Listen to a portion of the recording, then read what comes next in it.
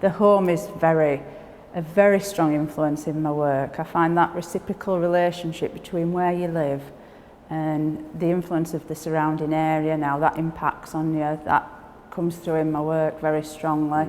And what examples do you have of that in terms of the home life? What do you use? I use things like objects to me that I've got histories, residual histories within them.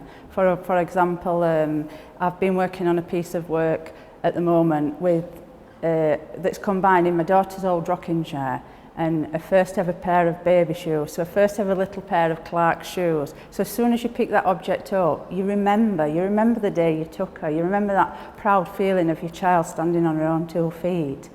And just looking at the object, but deconstructing the object, it stops being a shoe, it starts becoming something much, much more. You know, every crease in the leather, every little crook in the sole, you know, you got that history of where she was, things that happened, how quickly she grew out of those shoes.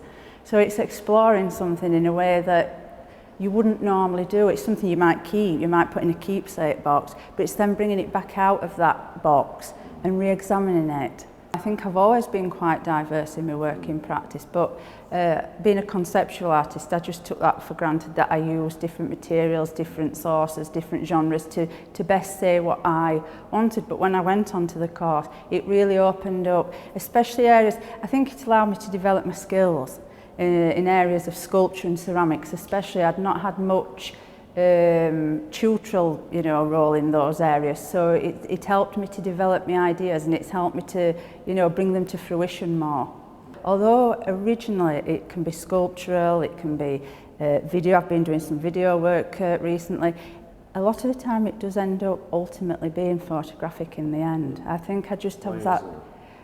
Of all art forms, photography speaks to me the most. I'm moved more by photographic images than any other form of art.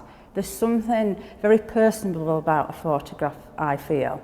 And I don't know, it's just this innate connection I've got with photography. And when I'm behind the camera, taking a photograph, you shut off all of the parts of what's going off around. You zone in on one particular area, you cut in.